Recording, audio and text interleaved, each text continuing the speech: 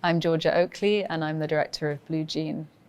I started working on the film just about 5 years ago now, and it all started because I came across a newspaper article about the women who had abseiled from the House of Lords gallery into the House of Lords in London during the debate on Section 28. It was a group of lesbians who were protesting this law, and I realized that I had never heard of this law, despite the fact that it was not repealed until 2003. And so I started thinking about how much this law would have affected my life as a student and a young person during that time, and also the lives of all of those teachers who were silenced for 15 years as a result of this law. And so, yeah, from then I was kind of hooked, and I very quickly got the first round of funding with the producer, and we started working on a story about a teacher, and it involved a lot of research, a lot of meeting real women who lived that experience as PE teachers in the 80s and 90s. And we met with them, and they shared their experiences and sometimes their diary entries and photographs. And so it was a kind of excavation of their stories and lots of other research put together to make the first framework for the story. You do realise that the fill our tellies with this here to distract us from what's really going on? Not everything is political. Of course it is. Here at home, there's been another big demonstration against Clause 28, which seeks to stop councils from promoting homosexuality. I've been saying this is a good idea for years. Young people have such vulnerable minds. I guess the fact that I hadn't heard about the law was very interesting to me, because this is a time pre-phones and pre, to some extent, internet. And so if one newspaper article was written, that was what everybody read, and that was what everybody took home. So I was interested in that as an idea. For instance, during Section 28, there was only one teacher that lost his job.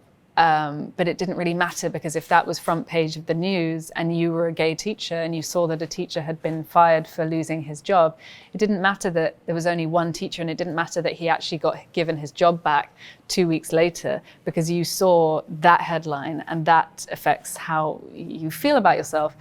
And so I wanted to look at that, and I wanted to look at how all of the different messages that we consume from the age of 2, even in a world pre-phones and internet, all of those messages, even if we aren't conscious of it, kind of live inside our minds and affect the way that we go on to feel about ourselves. And obviously the film is so much about internalized homophobia. It's about the internalization of those messages and how that goes on to make us feel about ourselves. And that was something that was kind of at the heart of the story from the very beginning. I wanted to put those feelings that I'd had into a story. The teachers we spoke to spoke about going into the showers when they were, in the 80s, there were always communal showers, or the kids would have to go in together, and all the kids hated it. But obviously for those teachers who were made to feel predatory by society, it meant that their feelings, the feeling of walking into that shower block, for them was so fraught, but it has nothing to do with their own feelings or how they're feeling about the bodies that are in that space. And it only has anything to do with the way that society makes us feel as queer women and men about the fact that we are in some way predatory and dangerous, particularly around children. And so I wanted to, that was the atmosphere I remember growing up with.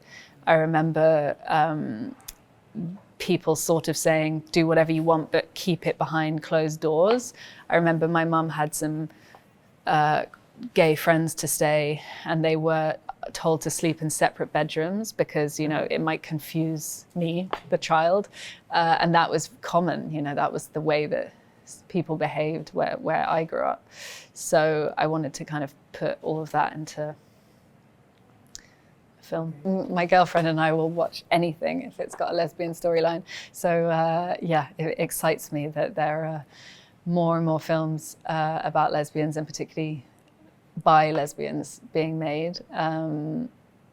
Yeah, I mean, it's really important, but it's definitely, the landscape is changing. When I started making films 12 years ago, there were only a handful of films that I could name, and I hope that things are moving in the right direction. I'm damaged, and in a way you're not. At least you don't have to be. If I don't have to be, then why do you?